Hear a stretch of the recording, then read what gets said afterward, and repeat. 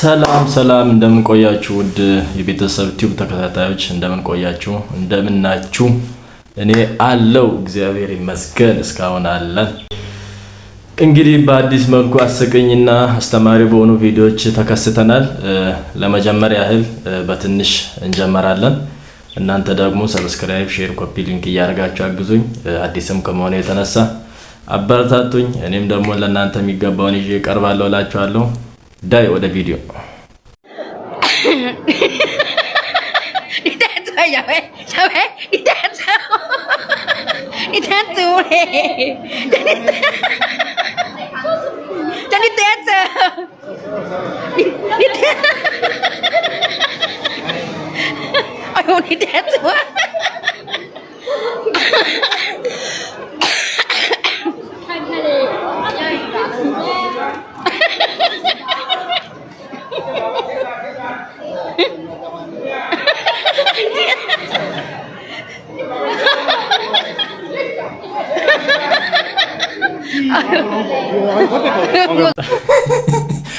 እሺ ቤተሰብ እንግዲህ እርጅና ምን ያልከው እንደሆነ ረብስባ የእርጅና ክፋቱ ይሄ ነው እንግዲህ አሁን ሳታረጁ ተቀነቀበሉ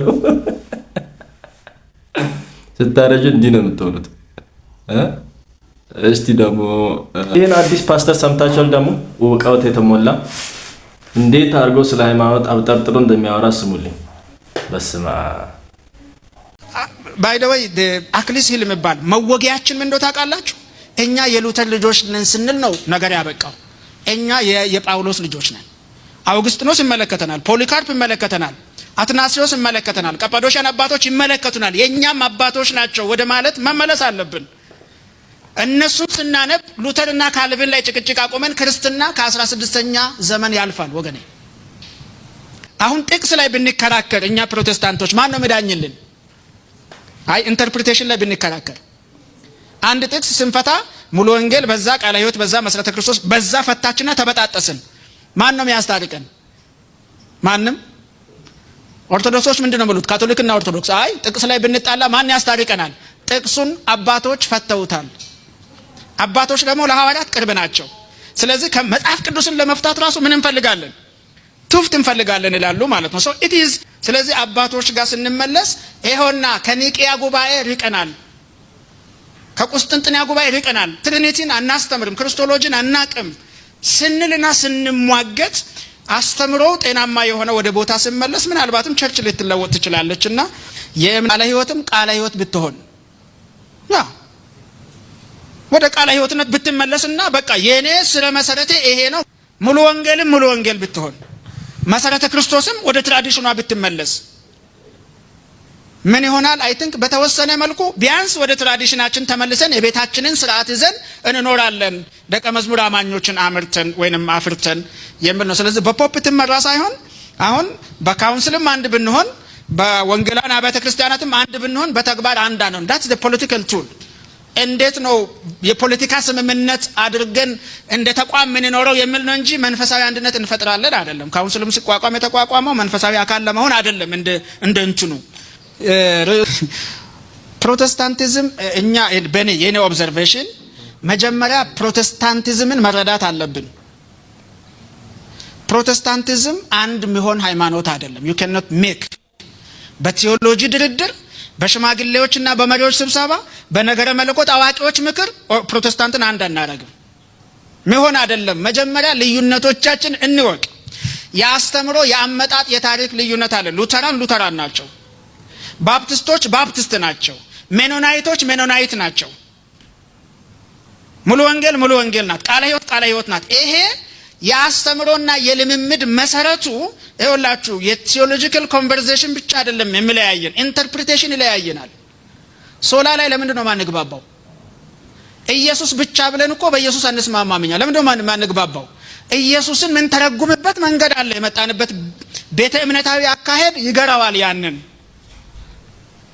ቃሉ ላይ ለምንድን ነው ማንግባባው ቃሉ ብቻ ብለን ስናበቃ አንግባባም ለምን ሙሉ ወንጌልና መሰረተ ክርስቶስ ቃሉ ብቻን በተመሳሳይ መንገድ አተረጉምም ስለዚህ የቤተ ክርስቲያን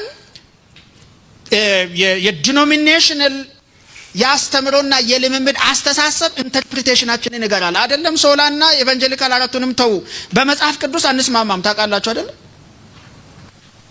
ፕሮቴስታንቶች በመጽሐፍ ቅዱሳችን አንስማማም። ስለዚህ ፕሮቴስታንትን የሚያስማማ ኃይል ምድር ላይ የለም። የእውነቴን ነው ብለህ የለም። በምንም ቴዎሎጂ አያስማማንም፣ ፋይቭ ሶላ አያስማማንም፣ የወንጌላውያን መገለጫ አያስማማንም፣ ከሁሉ በላይ መጽሐፍ ቅዱስም አያስማማንም። ለምን? በየመንገዳችን በጣጥሰን ስለምንተረጉመው ማለት ነው። ሰማችሁ አይደል? እኔ በጣም ነው የገረመኝ እውነት። ፕሮቴስታንት እንዲያነበበ ሰና እውቀት የተሞላ ፓስተር አይቻላልም። እንግዲህ አስተምሮ ጥሩ ነው። ሰሞኑን ደግሞ አቶ ዮናታን ምን እያሉ ነው? ሰዎች አብ ይጣዳል፣ ወልድ ይፈላል፣ መንፈስ ቅዱስ ይገነፍላል። ጭንቅላቴ ገርፍል መድኃኒዓለም አብ የት ነው የሚጣደው?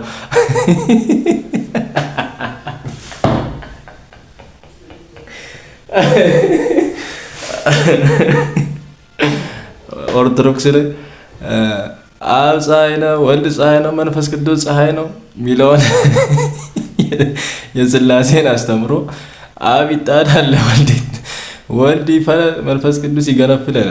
ምንድን ነው የሚገነፍለው? የት ይገነፍላል? እሺ ቤተሰብ ውስጥ አንዴ ሰምተን እንመለስ። የመጨረሻችን ቪዲዮ ይሆናል ከዚህ በኋላ።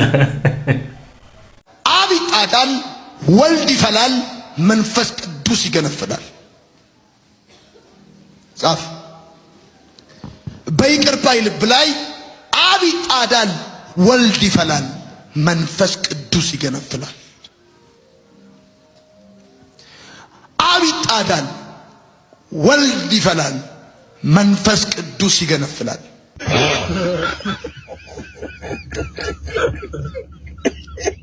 እሺ ቤተሰብ እንግዲህ ሰምተናል ዮናታንን። እንግዲህ አሁን ቀጣይ ደግሞ ምን አይነት አስተምሮ እንደሚያመጣ እናቅም። እስቲ እስካሁኑ በዚህ ይብቃን። እናንተም ደግሞ ሰብስክራይብ በማድረግ አግዙኝ። በቀጣይ በአሪፍ ቪዲዮ እመጣላችኋለሁ። ጤና ይስጥልን። በሰላም ቆዩልኝ። አመሰግናለሁ።